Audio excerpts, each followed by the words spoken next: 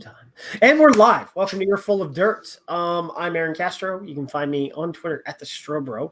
I'm joined tonight. The Poach is, I guess he's not working deep into the depths of night anymore, at least for this episode. And also Craig Ridelli. You can also find him at American RFC, and he's done his own hair again.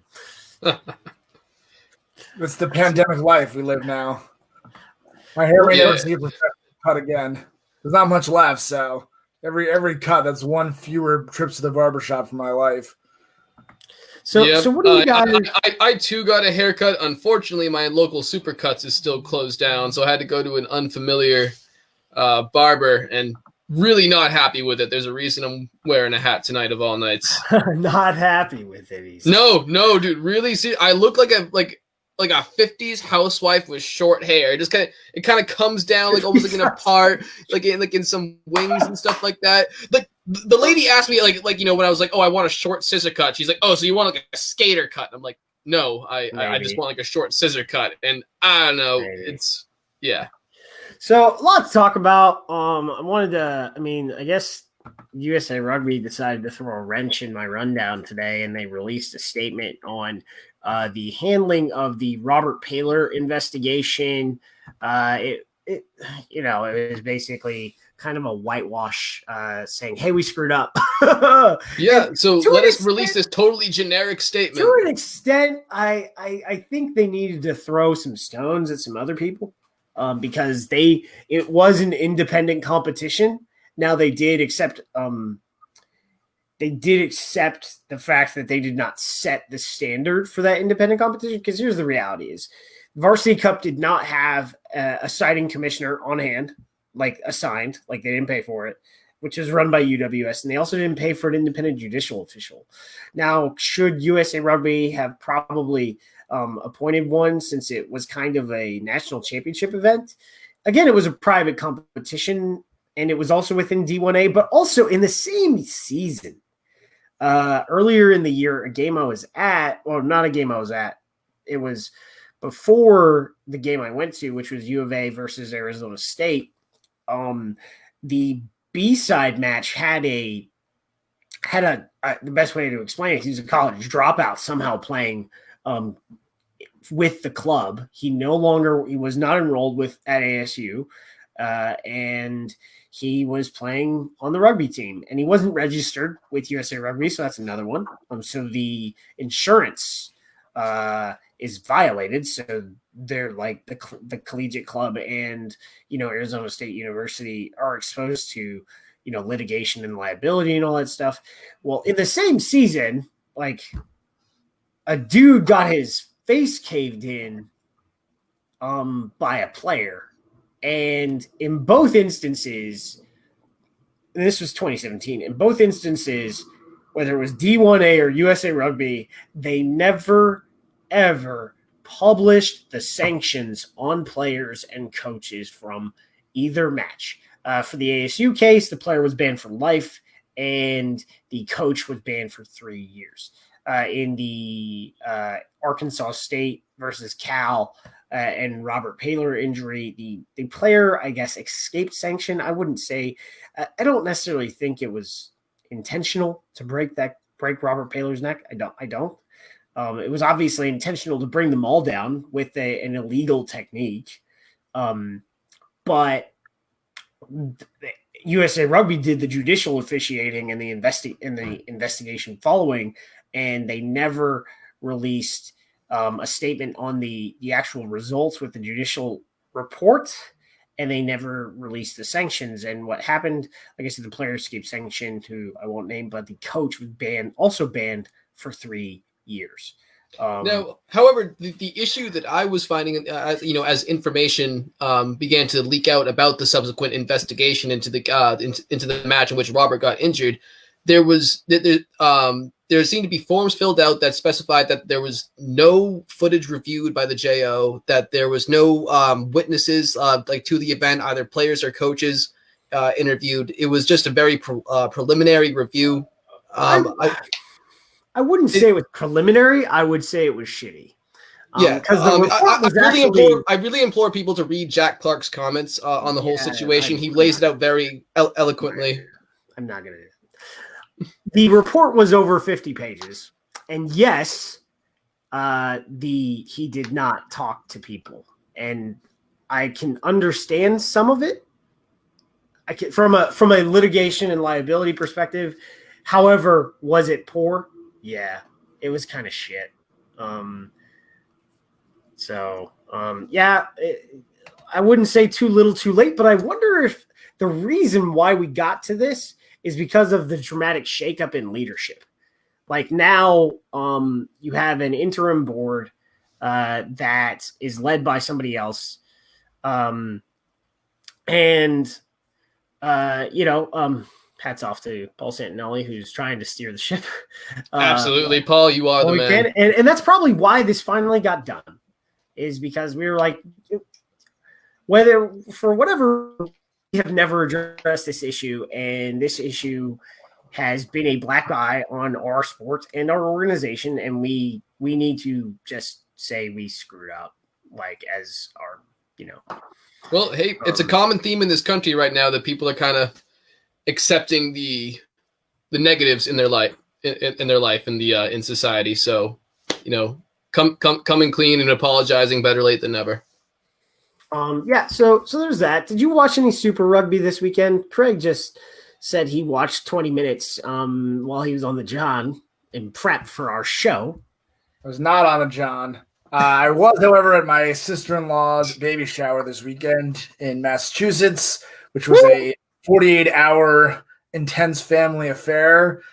So I've been mostly MIA this weekend, so I have a little catching up to do. I did watch half hour of the first game right before the show. It's fun. Glad it's back. Some good quality rugby being played, and it's great that it's on ESPN2. Now we just have – I'm so happy. I don't want to even give you a now we just need type of complaint, but now we just need it to be not at 11:30 and 3 a.m. But, we're 90% there. I'm pretty happy. So, yeah, for me, the 8:30 kickoff was great. The previous midnight kickoff when I had to work starting at 7 a.m. Pacific time the next day, and we'll get to that. And you tell yourself you're only going to watch a little bit, but guess what? That sport junkie and you won't let it. So I just didn't. The easiest way to do that was I'm just going to go to bed. And then I worked on the draft all day. But even the 8:30 kickoff, for people who are already rugby fans, that's great. But we probably all had ESPN Plus and would have watched anyway. I feel like the reason you want it on ESPN2 is the hopes that a new fan will accidentally see it or whatever. And I don't think many people are just randomly watching Friday nights. It's not the 90s anymore. People don't just flip through channels. Definitely not like at midnight. Actually, I'm going to go on to Showbuzz Daily, Friday Cable 150. We're going to find out if anything on ESPN made the Friday night Cable 150. I love this. This is typical rugby. It's like, let me inspect. Did somebody mention rugby in some way, shape, or form that I can talk about? So the ESPN Scrum, first of course, thing on ESPN. So you had First Take, you had Sports Center late, NFL Live, Get Up, Sports Center early. This is all the Friday stuff. Sports Center after. ESPN Disney movie, Free Solo. Actually, I've watched that. ESPN original Foosballers. First Take Extra. I don't know if we should go down this road. We're going to find Live. Here we go. Much more popular than rugby. We got be a depressing start. So series. So on ESPN2, because it was on ESPN2, right? Serie A, which is Spanish Italian soccer that ESPN has the rights to. Nothing on the Friday one. So Super Rugby did not make the Friday 150. We'll be back and we'll look at for Saturday because those come out tomorrow. But So The Blues game I thought was great. I think it's the most packed I've ever seen Eden Park. The refereeing was very interesting, especially at the breakdown. A lot of penalties, but if you're forward and you have to jackal. This is the one thing, like we talked about, like the way rulings were going at the breakdown was previously where if a defensive player was in a jackal position, they were not getting rewarded or they were getting injured. They were just getting blown up because the referee would not award the jackler at all, basically. You would basically have to win the ball completely. This is the first time I've seen, at least in big time rugby, the jackler awarded the ball like you see in sevens. And I thought that was actually, that's how it should be. Like if your support on attack is not there to establish the ruck, then the ball should be turned over to the jackler. That's what I think. Okay. Pretty entertaining, I thought. Yeah. Again, I only saw 20 minutes, but it was clear that they were pursuing a new emphasis on breakdown officiating. But I thought I saw it more as, it's almost like they were policing any behavior that wasn't strictly permitted, whereas before it was like a kind of a wild, wild west where people were just diving in from every angle. Everyone was leaving their feet. Nothing was being called. Now it seems they're trying to officiate it, into a more controlled contact environment. So whether it favors the defense or not, I guess I think the jury's still out, but I think it's better because it's one of the most frustrating things, especially again when you're trying to introduce a new person to rugby, is trying to explain to them why they're making calls to the breakdown. Because any close breakdown, it could legitimately just go any way. I mean, there's so many penalties happening that it's a crapshoot which one the official wants to call. Yeah, which is really, not too much different from American football on any given play at the offensive line between the defensive line. Kind of like you said, it's just really up to the sir and how they're choosing to officiate something like that. But especially when you start enforcing rules in a different manner, that's definitely going to affect the pace of play, and how players adapt to that is also going to be interesting because, when you're going kind of, helter skelter into the ruck like that, you're playing a lot more reactionary rugby as opposed to when a game is heavily officiated. That's when you really need to start relying on system because you're going to be having those game breaks in which you can set up different platforms and stuff like that. I wouldn't call this an evolution, and I was listening to some other podcasts this morning about it, is that at least with the Blues, they seem to have their support runners and their pods like very efficient. You didn't see wings sort of getting out there too often by themselves and not having any support, which is very important. The cool thing was from the Canes was Dane Cole. And then finisher speed and gets the try. And, that's how you sell rugby is you say, hey man, you offensive lineman, you big buddy. You're the hog mollies, the war daddies. You get one of the wrestlers out there and be like, do you like to carry the ball? Guess what? You too can score. You got some big guys draft. Mm-hmm. And any Jerry Jones term can easily be applied to rugby players. Come on, the big uglies at front. Hog Molly and War Daddy have to be my absolute favorite. Yeah. But Dane Cole gets try, and then when he was stuck out on the wing on defense, because in a system, obviously, especially like a 1-3-3-1, you can have usually one of your hookers or your back rows are like on the wing, and they get that poaching opportunity. You've seen it in the U.S. with Joe playing on the wing, only in attack. Like these guys, when he got burned by Rico Ioane, he was out of position because mostly in defense, your forwards are in the center of the pitch. They're not hanging out on the wing by themselves, hoping that, an actual wing doesn't come near them. As a forward on defense, an actual wing. do I want a wing runner? Because obviously they're small and fragile and probably not a physical threat to tackle. On the other hand, they may just embarrass me by scooting by me. So, it's really a pros and cons thing. Yeah, or even if you run the wing down, is your fat ass going to have the energy to get up and be a part of the breakdown, or are you just going to lay there? It's like one of those where they go by, you have to just give the courtesy dive, like, almost had him. Now I'm out of the play. I'm helping. Yeah. It was, I thought it was a good game. And then, having good old Bowden Barrett relegated to playing fullback. Come on. Like, what's wrong with fullback? Well, nothing's wrong with fullback. It was just interesting to watch in this game, and then in the other game, the Highlanders versus the Chiefs. Damian McKenzie, who's normally, like, for the All Blacks, he's normally a fullback, but he plays fly half for his Super Rugby team. And both, I forget, I think Oter Black was the fly half of the Blues. Played great. Like, the All Blacks have like halfbacks, just coming out of their ears.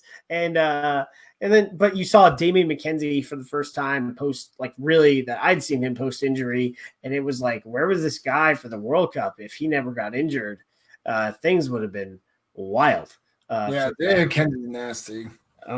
But that's Super Rugby. There's going to be 9 more weeks of Super Rugby. It's called Super Rugby Aotearoa, which is Maori for New Zealand. I think I got it right. It's so I would just see it on TV, and my brain says Super Rugby aorta, part of a heart. So we're gonna get to everyone's questions. I submitted them on Facebook and Twitter, more so later on in the show. But so when it comes to the MLR draft, I guess we're going to get into impressions. I don't necessarily think we'll give out some grades, but there were some head scratchers for me. There were some bold moves. Sorry. That I know what their process were. I know exactly what their processes were, and development.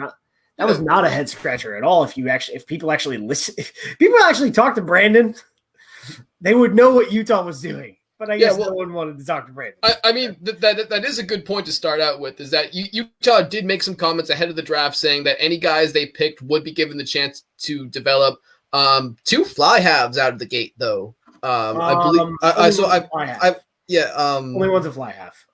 So wait, Powers and Gianna Scully? I thought they were both flies. No, Powers is not a fly half.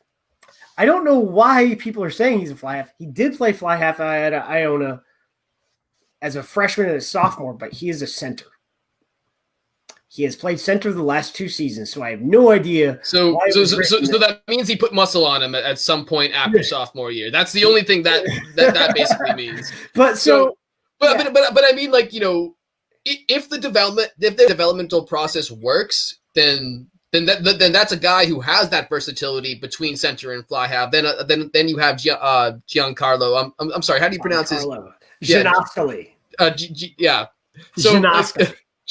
Gianascoli. There we go. Yeah. But once you have those 2 guys in the system, that's going. And Utah is already known for, like, their very fast, very high octane attack when it's working, when it's actually being pulled off properly. So that's a great environment for those guys to thrive in. However, there weren't, as I'm sure you guys agree, there weren't any plug and play win now pieces for a team that's actually, that's for a team that's struggled to win for the last 2 years that they've been in the league. Yeah, I don't think that, because talking to Brandon and hearing from Kimball Kerr is like they're going deep on the long game for this in a similar sense that New Orleans is just playing the long game from season 1. The difference, I guess, is just trying to figure out who the right players are, and for some teams, they get it right away. In, like, Seattle, they got the players right for the first 2 seasons, and they won championships based on that. But for a lot of these teams, I think you look at what was your guys? Because I worked on the back end. I had to work on Saturday for this, so what was your guys' impression of the draft? Just the draft itself. So production, you mean? Yeah. Well, so I mean, I was definitely impressed. You know, I was impressed with the professionalism. I thought the format was good enough. In terms of switching back. You had Commissioner Killebrew. You had some of the commentators in sort of studio settings. There were times when I think where I thought they lingered a little bit on some of the interviews a bit too much. If you noticed, was only Mooneyham? Was he the only one who got like the commissioner like with the first pick? Like so and so team selects because I didn't see him go up to the first three. He announced the first three. So. Yeah. There wasn't a whole lot of Granted, it was a virtual draft, and we didn't even see that in the NFL draft this year. But yeah, you didn't see a whole lot of Killebrew as you would have seen Roger Goodell in the NFL format. However, is that a bad thing? I don't think so. But I was definitely happy to see it. I would love to see an MLR draft though in a people together setting. I think that would be a much more interesting process. Whereas this, I think, it's just work with what you got, which is what the entire world is doing right now. Yeah. As I said, I didn't actually watch the production live, but I mean, just look at the results and, I was mostly getting live updates from you guys and some other rugby people who were texting me picks as they were coming out. But I think one of the most interesting takeaways at a high level to me was the dispersion of positions that were taken and in what order. I kind of would have expected a more forward heavy or fly half heavy, top of the draft. But really there were a lot of kind of center and outside back picks early on. People who score points, people who put points on the board, who actually put the ball down in the end goal. They're called backs. What are they called? People who score points. Who does games memory? And you would think if there's an NFL draft and you're trying to compare positions, you're expecting quarterbacks or so like fly halves or maybe scrum halves to go early. But clearly that wasn't the case here. It wasn't about finding play callers or decision makers in that sort of way. It seemed to be about finding individual talents. You definitely had to look at ceiling, whether or not they can plug and play and stuff like that. And scrum half is a difficult position, especially at the MLR level for guys who have only been in the USA club and college scene. So that it could just be the fact that coaches want somebody experienced at that position. They don't necessarily want to spend a draft pick on somebody that they know they're going to have to develop before they start playing meaningful minutes. So you have guys like Mooneyham, like Justin Johnson, who you can just put in and play. They might not be starters right away, but they can definitely be productive on the field if they're going to be playing in 2021. Whereas a scrum half, fly half, you might want to get him some ARP minutes before he actually makes an impact in MLR. I look at, because like I said, I worked on the back end of this, and talking to GMs over a month ago, so way before the deadline hit, and we were looking at players to profile, and we scouted the players, and we developed our top 20 board, and then a bunch of players decided to go back to school, like Peyton Ilialo, who would have been the consensus number one pick. Like he would have come off the board, and he would be able to play right now and at tight head prop. Like he is that good. And you saw another prop who really wasn't on my first 10 or first 20, and that was Brian Nault. And again, it's all about doing your scouting and calling the coaches and finding out about their players, because when it comes to the age grade process, we're hamstrung by the fact that it's pay to play. And Brian Nault had hit a bunch of different wickets when it came to the age grade process, but wasn't at the last All-American camp because didn't have the money didn't want to spend the money. And a bunch of players that had been to previously All-American camps didn't have or didn't want to spend the $1,500 that it was going to cost them that summer, and would rather either stay at home, lift weights, or hit the beach and, just surf. Yeah. And I don't, that's a process that USA Rugby needs to fix so that we can see that. And I think another part of the process that will be added over time, whether it's next year or the year after, is a combine. Because yes, we had over 400 people enter the draft, but we were missing tape on a lot of these guys. And it's just really hard to verify. Like, the whole point of a combine is to get measurables and to verify certain things that you see on tape. That's the point of a combine. And yes, you have in the NFL, especially with the way they run their combine, you have combine heroes that just jump up I think the way John Ross, the way we would do things in MLR is really, you'd have a camp for like a week. And at the end, you have a trial match. With whether that's the All-American match and you do an East versus West, and then you play the best 23 or best 30 against the All-Canadian team a week later, because the Canadians will be a part of this draft. They will. At some point, whether it's next year or the year after, we will have Canadians in this draft, and Canadians will be coming again south of the border to fill out rosters. But at the same time, though, in a way that a lot of college football players skip bowl games in order to prepare for the draft, would something like a camp with trial games really be advisable for players who, potentially have the chance to make more money, entering MLR as opposed to just free agents? Everyone has to go through, like, if they're graduating seniors, right, they have to go through the draft process. If they're underclassmen, this is where we'll look at the process. There were no true underclassmen that were drafted. Like, Patrick Madden was probably the closest thing to an underclassman, but he's going to graduate in December. There's a bunch of players that were drafted. So there isn't really, like, they don't have, like, sitting out isn't really going to help certain players. Whereas, like, some of the players that are already at the top, they're going to the All-American camp. And then I think the concept that's been floated to me, I don't have any money to pay for this, but the idea is you would have the All-American camp, and around that you would also invite the next 200 guys on the big board to that camp, because you'd have the top 100, and then you'd bring in the next 200 guys for like 4 days to do all your measurables and then just be evaluated. And that is how you just confirm all the things that you see on tape. The biggest thing, though, so there were comments about some of the highlight tapes. College rugby guys, we gotta get better at this. Because there were some comments like, "What about the Division II players? What about the lower Division II players?" Well, guess what, man? A dude who plays in Enscrow was drafted. A dude who plays in Division II was drafted. So these teams Get your schools to tape your games. So there are, like, teams will scout, because that shows me that teams are scouting. Because I would say the biggest one, like Janoskoli, I knew about, and we put him on the list, and he was profiled.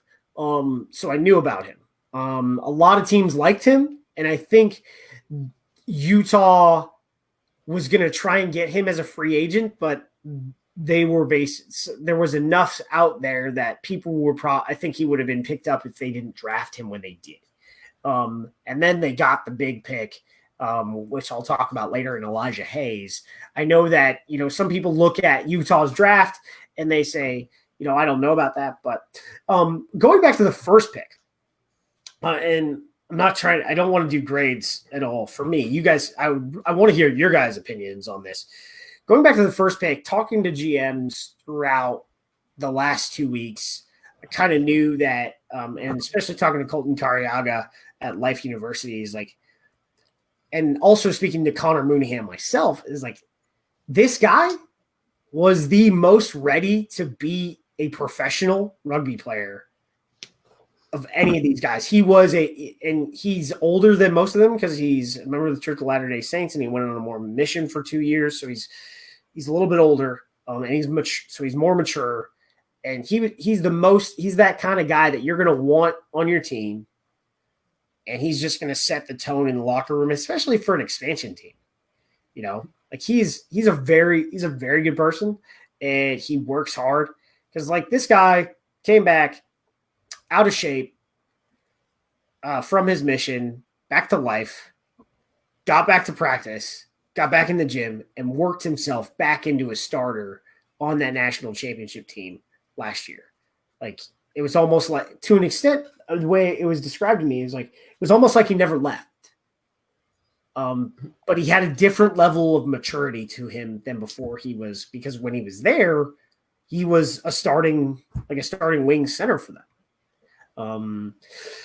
So that's where I have with Mooneyham. Brian Nault, dude is probably one of the strongest guys in this draft class. Like 500-pound squat, like something like a 600-pound deadlift. He's a bull.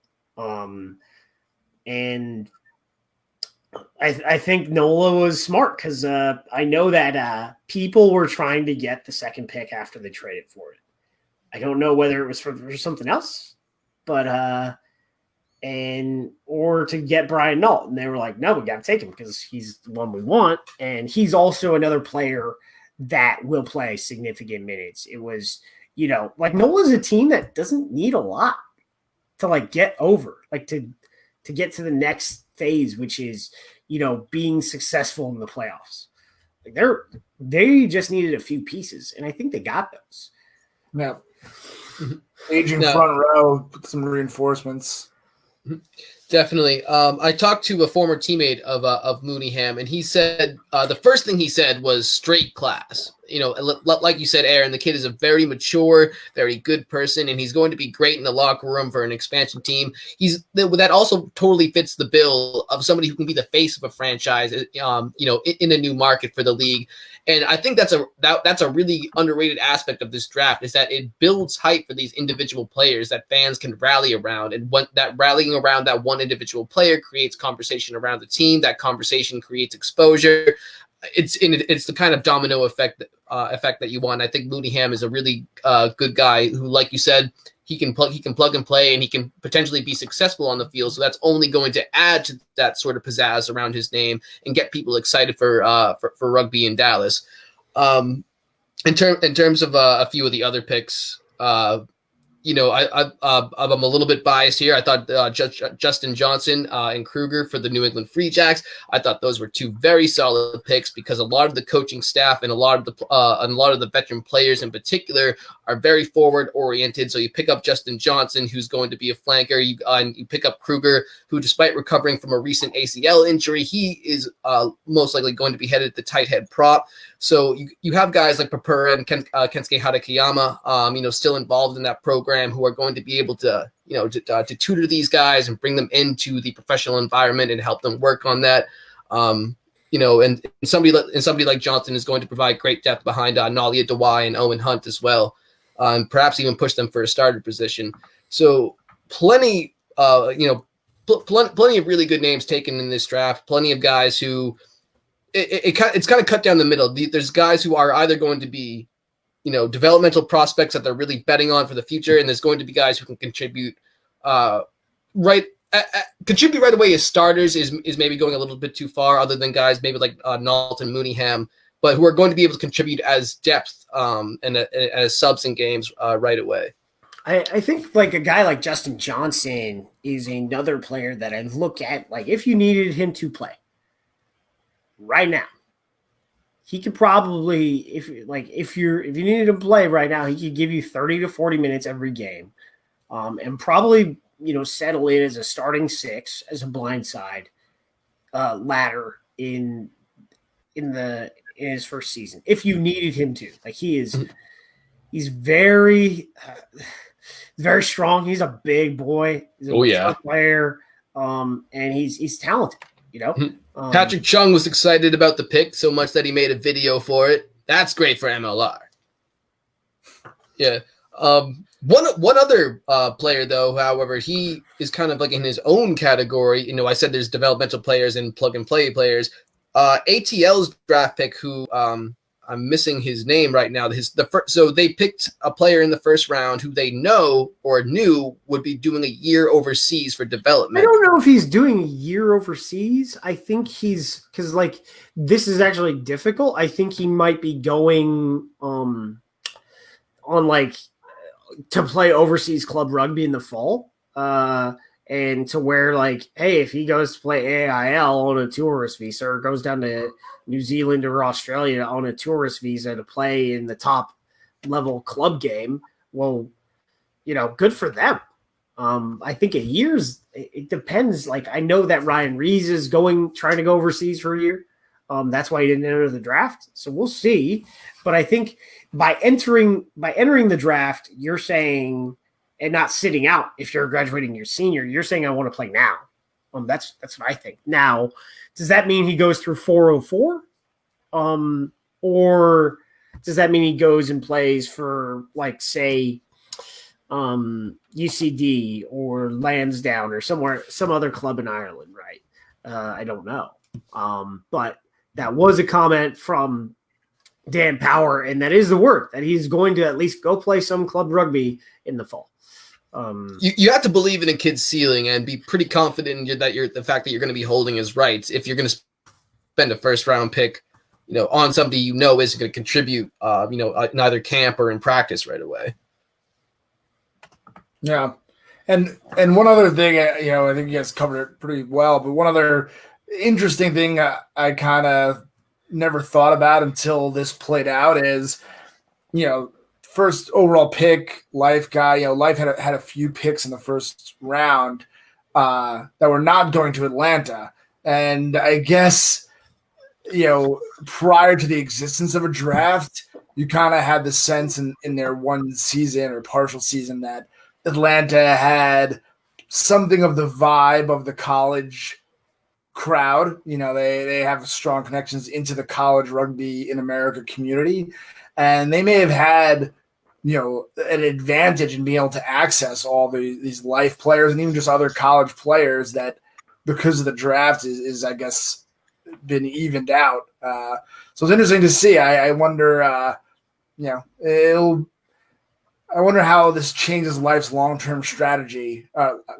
Rugby ATL's long-term strategy if they don't really have advantaged access to Life and other colleges going forward. I think when it comes to this, is a draft like a salary cap is a mechanism of competitive equity, and that's how our foundations are in sports in America. Overseas, that's not really the case, and they kind of fall in on academies and whatnot. I mean, we have academies here. It's called the minor leagues. Instead of having lower division teams trying to get promoted, no, we send our prospects to develop in lower leagues here. Obviously not the same with the NFL just because of how grueling the NFL is. We used to. It was called NFL Europe. We're over NFL Europe. I did watch a lot of NFL Europe games, though. Rohan Davey, baby. They were not bad. No, they weren't, dude. Especially like the German team. There is a German football league. Yeah, I mean, the league, I think, like, basically the league itself kind of still exists without being NFL owned. Mm-hmm. And people go to those games.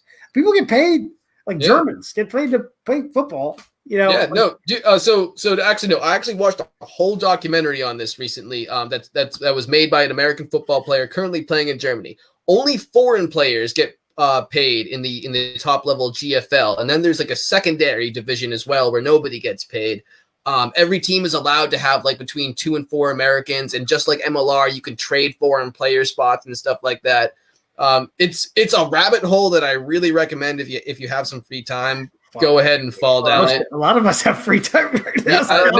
Seriously, the day is going to come where high school senior football player is going to be like, hey, I could go play for 2 years in Germany, get all my housing, paid for, get a free rental car, and make a little bit of money and have good, cool experiences, and then I'll go to the NFL because the league plays by NCAA rules, and it's about it's about as competitive as like your average maybe D2 like lower end D1 like Liberty Conference or something like that.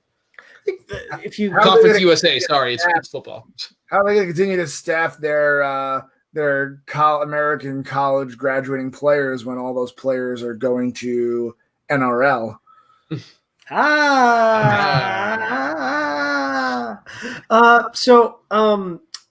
Interesting when you look at some of the players. I think the two that like sort of sideswiped me were Louis Satama, who we did profile, but I didn't have him as a first rounder.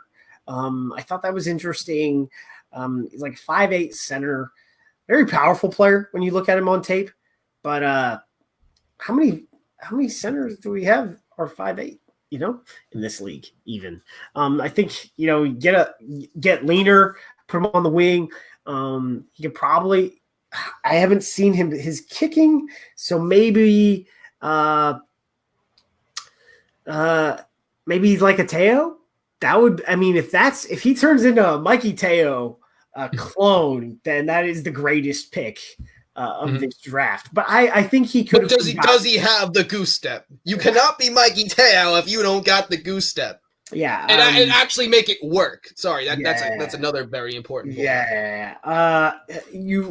So I guess the two drafts you got to look at are the 4-pick drafts, right?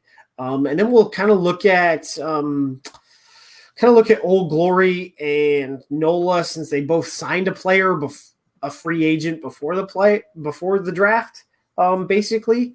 Dallas. So Connor Mooneyham, knew that was kind of going to happen. Makes great sense, especially for that market. He's a Texas boy.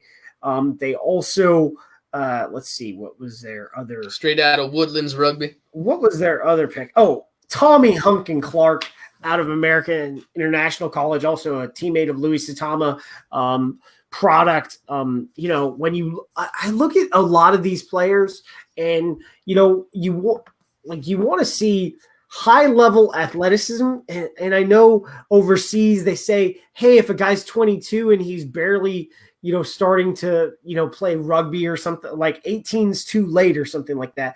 But one of the things that I know they did in Dallas here, and they did at Utah, and they did in New Orleans, is look at athletic pedigree of these players. Like Tommy Hunkin Clark didn't start playing rugby until I think he was a senior in high school, and he thought he was never going to be able to play sports again when I spoke to him. He thought he was playing football, and he had a really awful injury where doctors were like, you're done.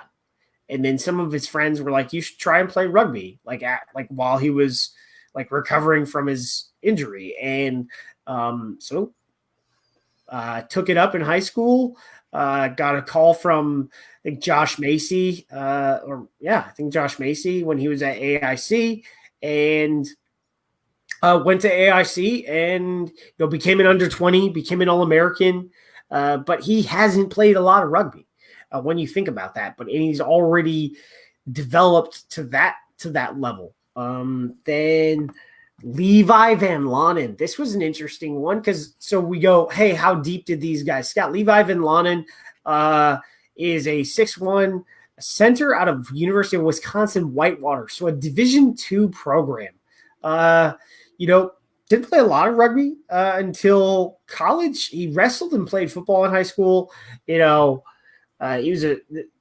when it comes to this guy, you're looking at athletic pedigree, and he has been invited to an All-American camp 2 years ago when they did the wide swath, and has been recognized as Division II All-American. So that's a good one for them. And then their last pick, Bronson Tellez. And I think Bronson kind of dropped. If anything, I had him pretty high originally. Yeah. Well, one thing that I think we're all learning right now, though, and this is just as true with the NFL as well, pundits' big boards are probably a lot different than coaches' big boards, because it's not that it's impossible in the NFL, but I feel like in rugby it's a lot more possible. A lot of these coaches know each other. A lot of these coaches are really familiar with how with how other coaches run their system, with how other coaches run their culture. So they're looking at these players from a bit of a different perspective rather than just numbers on paper. And that's obviously the case with any kind of professional sport that you have to do. But I think in rugby, there's a lot more, I don't want to say guys club, but it's a lot more tight knit in a way. For us, I mean, I guess I would have been the one to do it. But A, I was working on the draft, so A, don't make a mock. But B, like we charted based like top 30 players. We charted 30 players, and then in our top 30, we still had to. I still had to make 7 profiles for the broadcast because there were 7 players that weren't in the top 30 that got drafted that we, based on our conversations and soliciting internal lists from the teams, so I think we did okay on like in order to prep broadcast and all that stuff. I think we did okay. It wasn't the best, but it's very difficult, man. We could first time. It's all right. You know, first time for everything. I think it worked out okay. It's also one of those things that now that there is an MLR draft and that, you know, next year there's going to be build up to it. And like, you know, and some of like the younger players in college are going to be thinking about it. I think they're probably going to be talking to more pundits about their, you know, potential future plans. It might be a little bit more accurate and easy to, you know, easy to garner a preview for what's going to happen next year rather than where this year everything was new and you know, everybody's big boards was theoretical. So I guess we could break Dallas down into you have 2 backs taken. Connor Mooneyham, who's a powerful and fast center wing, probably plays a lot of wing, and then you have Van Londen, who plays in the centers, and then you also have 2 flankers drafted with Tellez and Hunkin Clark, where you're like, but you also look at it in a different way. It's a region, you have regional tie too. So you're like digging deep also in development with American players, but also saying, hey, we're going to look at Texas kids too, if they're available. And you did that with Mooneyham and Tellez, which are both like Houston area guys.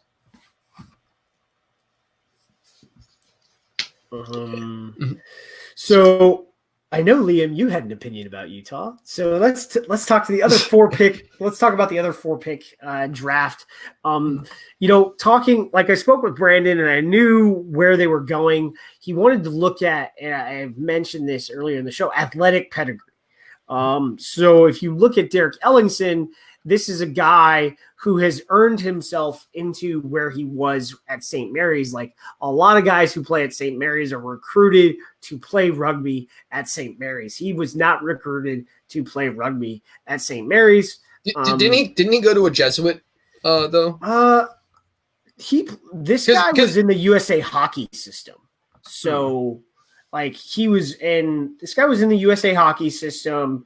Age grade growing up, and I guess it just didn't work out. He obviously didn't take getting drafted and, you know, go play major junior hockey or like to call it like and choose, because he had an offer to play hockey on scholarship somewhere and chose to go to St. Mary's, showed up to St. Mary's, got recruited at St. Mary's to play rugby, and similar to like Dino Waldron, develops in that system. Played C-side his first year, B-side his second year, and then, you know, as a junior, becomes a starter at center for St. Mary's, and then as a senior, I guess he's given the ball and he's told to learn how to kick, and I think he made 80% of his kicks in the shortened season this year.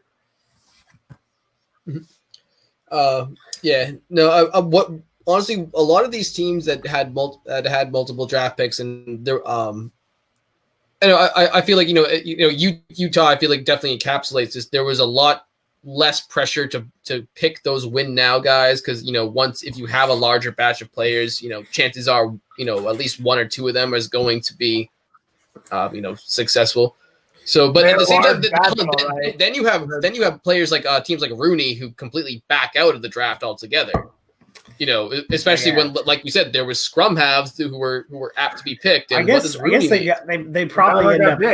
They probably end up getting one of their targets for free in Connor Buckley out of Iona. I know that they tried to get. I know based on sources, I guess, based on talking to other GMs and stuff, they tried to get the number 1 pick. They tried to get the second round pick, the number 2 pick, and it didn't happen. And they didn't like their other options, so they traded out. And it is what it is. I think, not to say it's not valuable. Picks weren't valuable because they very much were. I had Casey Raynaud. Like for me, I thought if a team needs a lock, he's a 6'9". He's a 6'9" lock, and he's American, and those don't grow on trees, man. He is a tree. No visa issues, no nothing, just power, baby. He's a tree himself, but they don't grow. Like 6'9" American locks don't grow on trees. And the day before, they had gotten a guy who's 6'6", 6'7" in David Beach, who previously played at Notre Dame College and also at Mystic in last fall. I'm guessing he was trying to make it to the Free Jacks, and it just didn't work out. And was identified and signed by Old Glory. And then for Old Glory later on, they get Matt Gordon, who is the only player that needed a visa sponsor drafted. So we'll talk about that a little bit later. Then you mentioned John Powers, Utah's second pick, Danny Janoskally, Utah's third pick, and McLennan, Elijah Hayes. So this is, I'm excited. Like all these guys that I look at athletic pedigree of all 4 of those players. A lot of them haven't played a whole lot of rugby, and they have developed. And you could look at this with most of these players that were drafted, is they have high level athletic pedigrees in other sports, whether it's wrestling, whether it's basketball, whether it's baseball, whether it's football. They have high level athletic pedigrees. Elijah Hayes, he was at Southeastern Louisiana, a Division I FCS program, on scholarship playing guard, and I guess had only played 1 year of rugby at that point, fell out of love with rugby, and then Brent Nelson up at ICC, I somehow identified him and brought him up to Iowa Central, where he played and showed out, and he's been through some stuff as a person that makes him a lot tougher.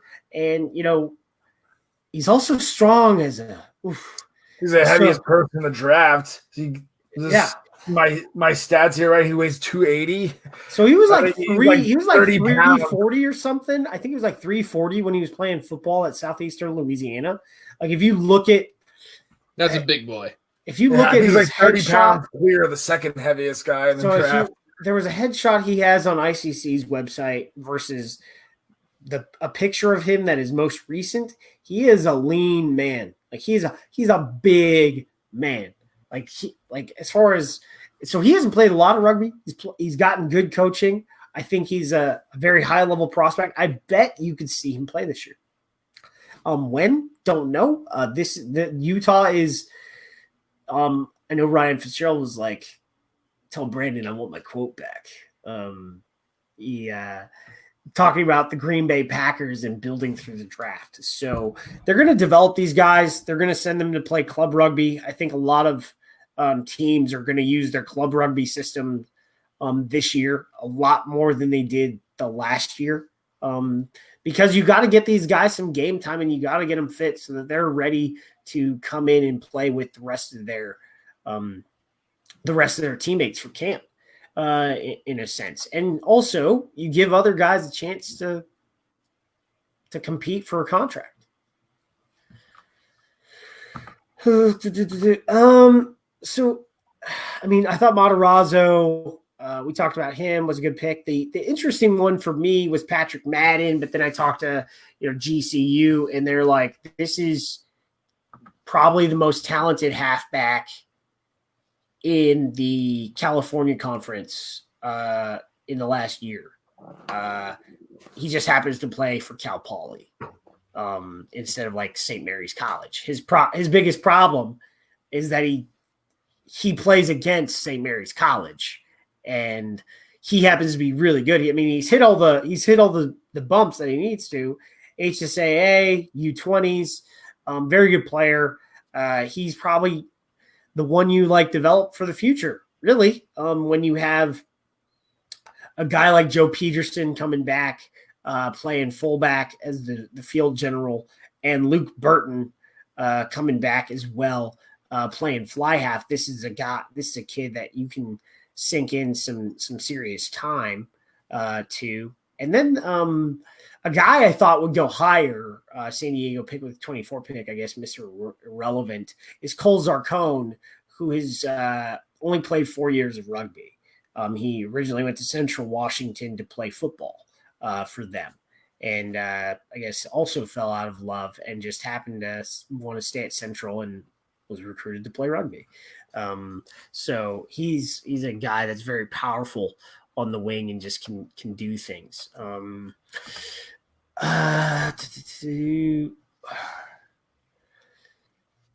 are the other picks you guys want to talk about? I'd say that Bronson Tellez looks like JJ Watt. He's huge, man. Like his traps are the size of my leg. It looks like you photoshopped JJ Watt's face just onto the rugby body. No, maybe there will be a universe or a time when JJ Watt decides that football's done. He should give rugby a try. Yeah. The interesting stuff is we've already seen with undrafted free agents or guys who got signed before the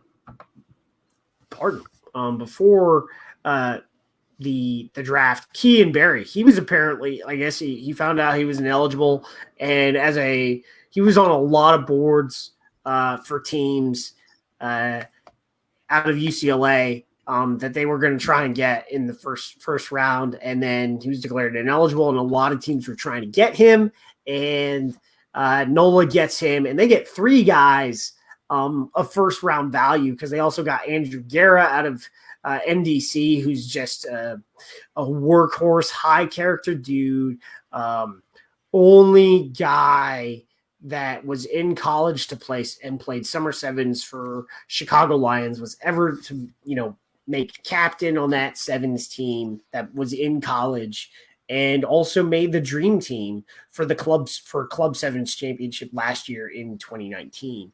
So really tough sevens player as a forward.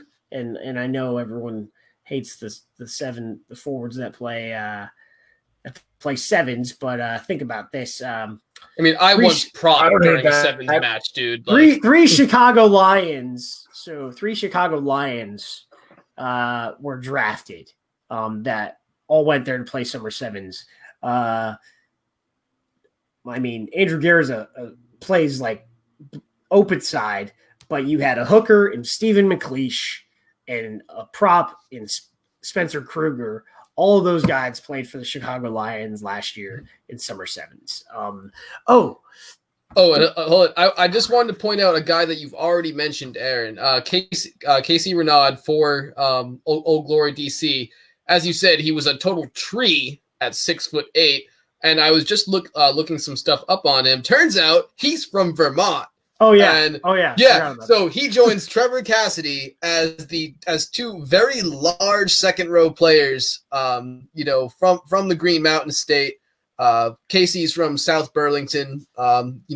Which is Division I in Vermont in terms of football, baseball, sports, and stuff like that. Same thing with Cassidy from Rutland. So if there's any reason why this kid is a tree, it's because he's from the state that is absolutely covered in them. He grew in that Vermont soil. So salute to you, Casey Renaud. I hope to meet you sometime and talk about good ice cream and coffee. So and of course maple creamies.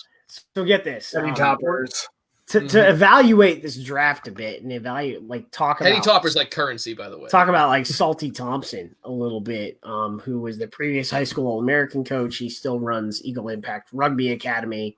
But this is the roster for the 2014 Boys High School All-American Tour to Argentina, where they played the Argentina U18s, the Italy U18s, and the Uruguay U18s. Justin Allen, he played for Houston in season 1. He's from Letterkenny, Ireland. He ain't made of spare parts there, but I thought that was funny. There's Letterkenny, Kilkenny. Jesus Arias, don't know him. Here we go. Benjamin Sema, fly half. I think I've heard his name once or twice. Maryland. I never heard the Jamin part, but yeah, I guess, E.B. Jamin. Dude, seriously, my brother's name is Benjamin, and sometimes I hear that name, and I'm like, oh, yeah, that is his whole name, isn't it? So this guy goes by Lecky, but George Fotu. He was a sophomore at the time. If anyone know who Lecky Fotu is? I've definitely heard the name. I mean, so he was drafted in the 4th round by the Cardinals. I think it was the 4th round this year. So, now I'm remembering. Yeah. Okay, here's another one. Jacobus Hermesheis. But so related to Honko? No, it is Honko. It's a Honko. Wait, what? That's Honko. Jacobus Hermesheis.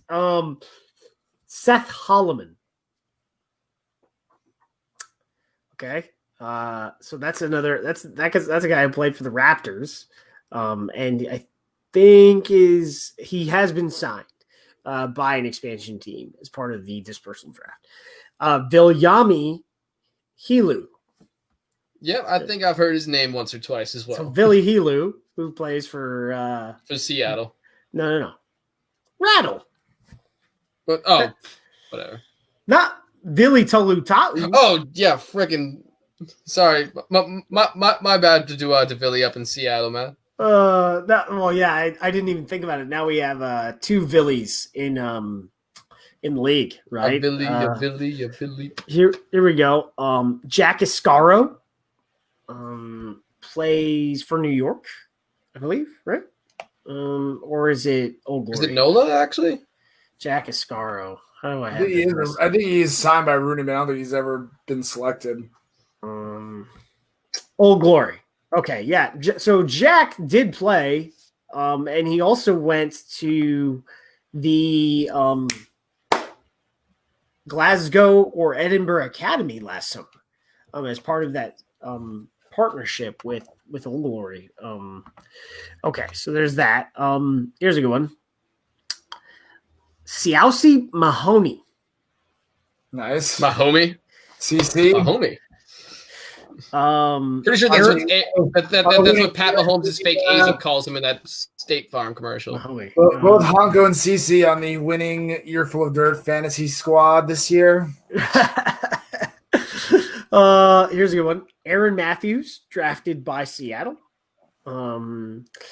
Malcolm May plays for New Orleans.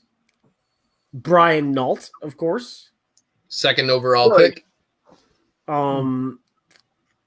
Darian Pickett, he plays I don't think he saw a game, but he is contracted by Old Glory.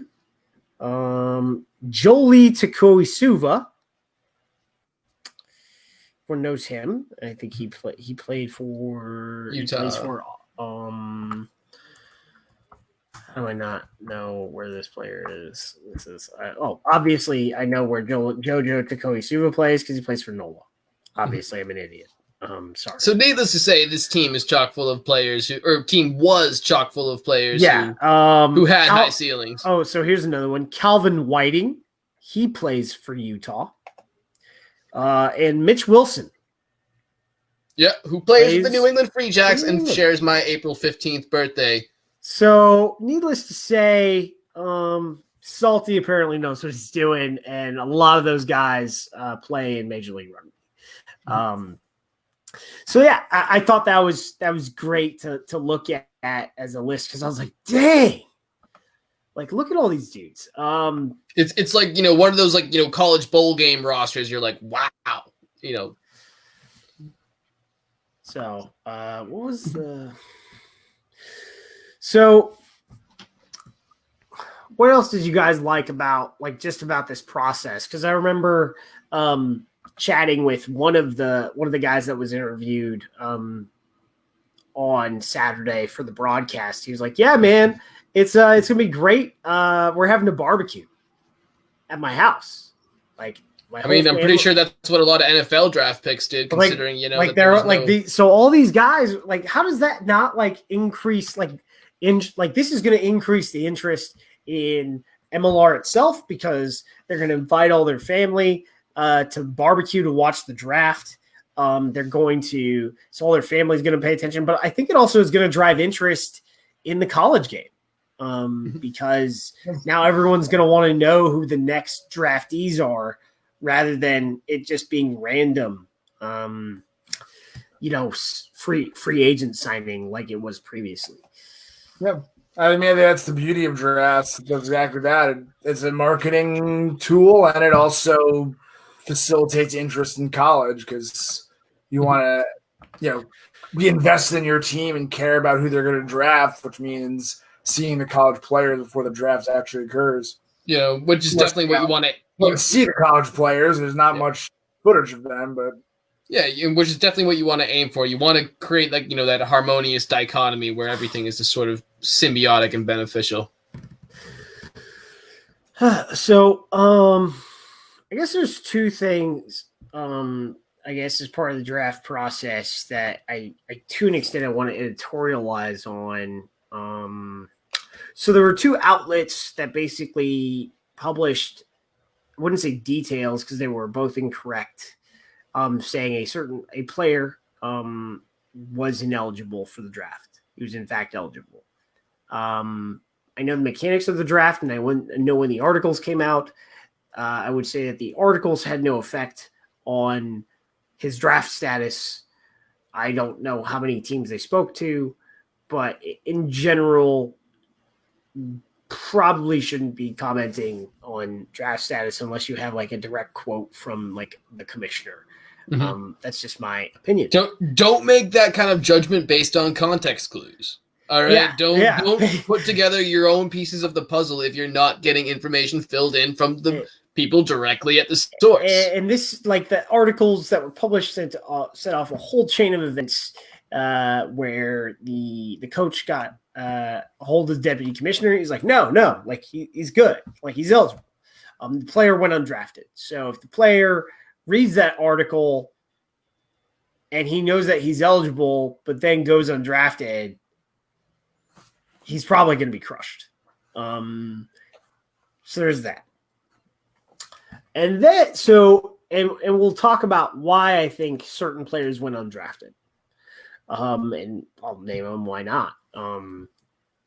But in a sense, I think foreign players coming to the United States to go to college and play rugby raises the level of the collegiate game.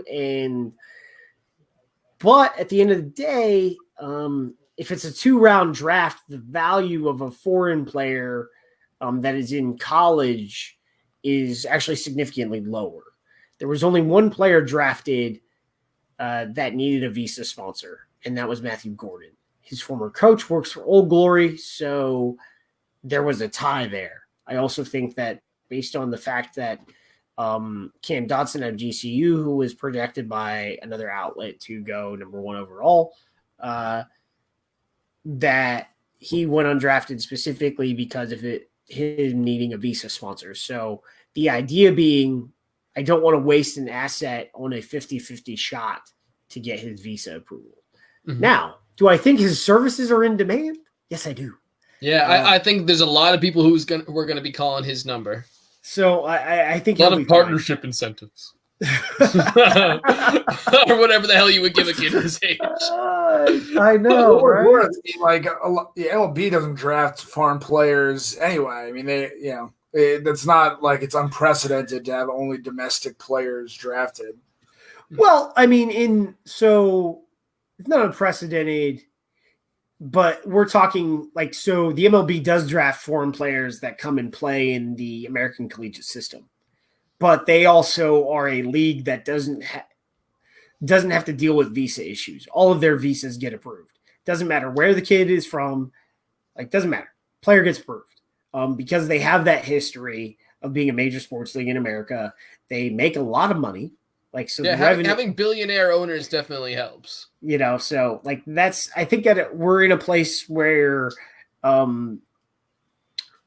pretty soon, I think for Canadians, it's not going to matter. That will get fixed and we'll have Canadians in the draft. And, like I said earlier, they will come south. But there was another player that there were really three really good scrum halves in this draft. I thought it was for the most part, I thought it was a halfback. I would say it was a halfback, shallow and front row shallow draft. And no of the three scrum halves, Harry Masters, Connor Buckley, and Matt Rogers, they were all profiled for the Road to Rugby series. I think we only used like 8 of the 30 profiles we did, just because of how events unfolded going into the draft. But so I think Connor Buckley probably ends up getting signed by New York because he's a local kid, and I know he was on their board. I know that Matt Rogers was on a lot of people's boards. I know Harry Masters was on a lot of people's boards, and a backup scrum half is a very, like, it's a position in need, and those are the 3 guys I think. But you look at Harry Masters, he also needs a visa sponsor, so that's probably why he went undrafted. There were more foreign kids on big boards than it shows post-draft, but I think I wouldn't say teams got scared, but I think teams felt confident that they would be able to get their targets in undrafted free agency. That's what I think. We've seen already with New Orleans, Jack Webster has been signed, and he's a guy with high athletic pedigree, has like played only 3 years of college rugby and is already showing out. So I think the visa thing may hurt college kids a little bit. But for the most part, that will eventually work itself out. Like it just will. But the other thing I think is, if it was a 4-round draft, the value of a foreign player in this draft would have been significantly higher. 48 picks versus 24, which was the original plan. And whereas you go to 24 picks, the value of a foreign player that's in the American college system is less. Well, I mean, yeah, just because if, on the off chance that visa doesn't work out, at least you have maybe 3 other Americans who aren't going to have an issue. But hey, hopefully as the league gains value and more billionaire owners and influence, hopefully we'll go the way where that isn't an issue. The other thing that was pushed out there by a different outlet was saying that for some reason, whoever decided to put this out there, which is wrong, that teams only had 2 weeks to draft their players. Or not draft their players, but sign their draftees, which is incorrect. Yeah, no. They have rights for a year if they're drafted. Now, undrafted free agents are free to sign right now. There is no 2-week thing so we kind of talked about sort of the free agency marketplace last year. It's in a sense a convoluted thing, but the next event is the expansion draft. The expansion draft isn't really going to have it's not going to be crazy like it was last year when you had 3 teams coming into the league and you had to protect a lot less players. Teams get to protect the draft picks are protected, obviously. And they get to protect 30 additional players from their draft picks. So I don't think you're going to see like big names moving anywhere unless they get traded. Because I've been told that there's been a trade for a really good player already, and we'll see a decent name shift to another team. But I think you're going to see squad players move in to fill out the squad in Los Angeles and Dallas, and that's just the way it's going to be. But the next event, I guess, sort of the free agency marketplace is July 13th, and that is called the Discoverable List. And all of the undrafted free agents that don't get signed between now and July 13th hit the Discoverable List, and basically a team selects the player and they have 2 weeks then to negotiate a contract. Like they get that sole time, but it can also be ended by the player.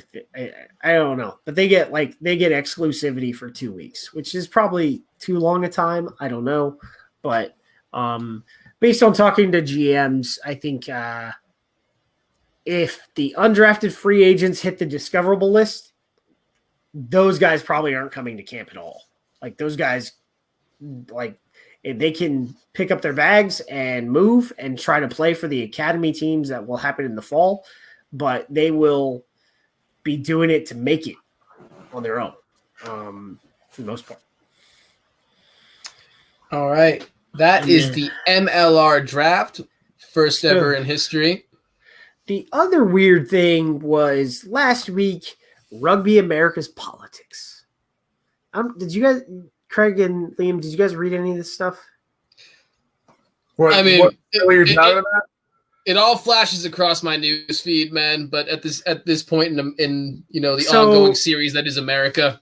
So Sebastian Pine-Rua, who is the president of Sudamerica Rugby, he was the previous president of Europe. The ARC thing. Yeah. So the ARC stuff. So everyone knows that Canada voted for Bill Beaumont, and Pine-Rua goes, "Hey, the North has turned their back on us," and we're like, us Americans are like, "No, we didn't. You want to destroy the ARC that has raised the level of every single team other than Argentina, because Argentina plays Super Rugby and they play in the Rugby Championship. So in the ecosystem of this hemisphere, they're not really included. But of every team that has played in the ARC, maybe minus Chile because they suck, they've only won one game in 4 years. But he's like saying, hey, we're going to be done. We're just going to blow it up. Like, how is that good for Uruguay, where he's from, or for us, or for anyone involved? Like Brazil, without the ARC, wouldn't have made the investment into, their high performance unit.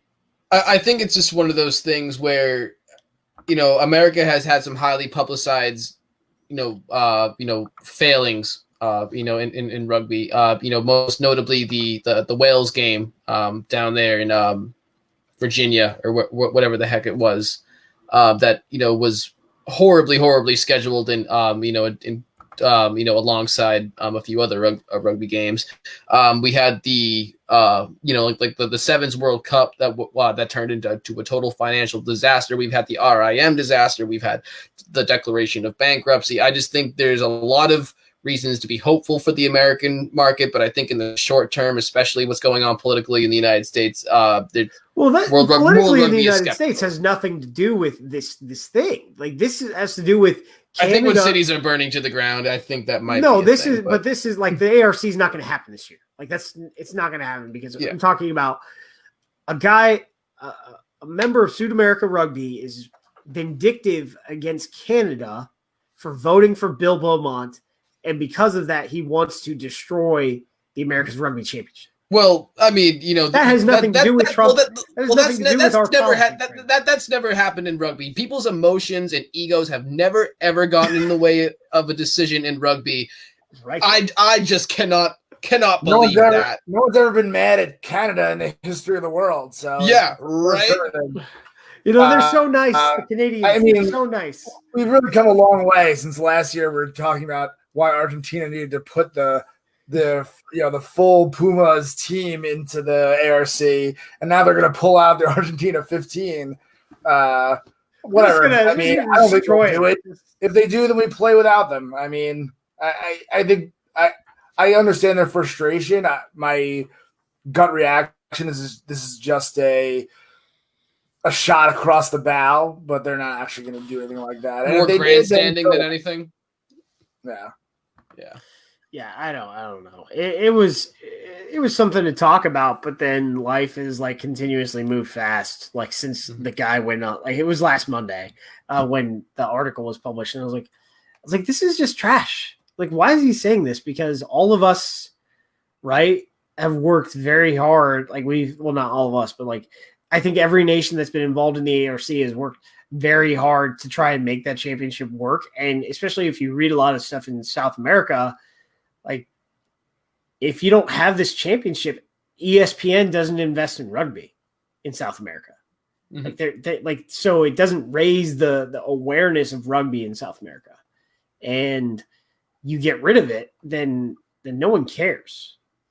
Like it's just everything. It just falls apart. Whereas in the United States, we go back to hoping for fixtures again. Like that's because what we got was everyone got was 5 high quality matches every year and 4 test matches every year out of that championship. And now we'll just get the 4 test matches if Argentina, follows through, which they won't. I don't think. Well, no, it's Uruguay, not Argentina. It's Uruguay. Argentina's the non-test match because it's not their first side. No, but they're not the ones threatening. Sebastian Pine Rua is a Uruguayan. He's the one that's threatening to destroy this thing, not Argentina. Like they're not pulling out. I thought I misunderstood that. I thought the threat was that Argentina wanted to pull out. No. Like Argentina wants. So basically, the Argentina 15 are another professional team for them to develop players. They play like a 15-game schedule every year. So this would remove like a third of their matches. And Sebastian Pine Rua is like, screw Canada. Screw North America. Yeah, that's even taking dumber. The Sheila Broflovsky route. So. All right. That's it. Oh, shit. Questions, comments, concerns. We don't know who Fist is, bro. I don't know who that is. We got a bunch of questions about like, hey, what about comments about like expansion? I think at this point we've got 13 teams, and I'm not really worried about like expansion at all. Like also conversations happen every day about potential cities. People talk logistics, people talk possibilities. Just because something is being talked about and discussed among rugby people does not mean that it is imminent. All right, just chill. There were some questions about the structure from Rick Collins, like the draft show went too fast. In a sense, I agree with it, but in a sense, it's like studio time. Costs money. So I think next year it'll be better. It's the first one. And I think the format worked out pretty well. There were some hiccups when I think the broadcast was trying to have ads because then it would just like pause or go dark. But that's about that's it really. There's comments. Hey, why did the commissioner say every name? I think that's an easy fix for next season. They'll record that and he will say every name for next season and we'll be there. Maybe some guest announcers too as well. And let me look at the questions on Facebook.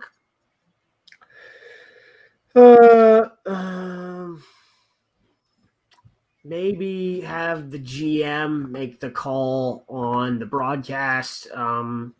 Yeah, that could work. There was like, hey, what about this 2-week thing? And I was like, the 2-week thing doesn't exist.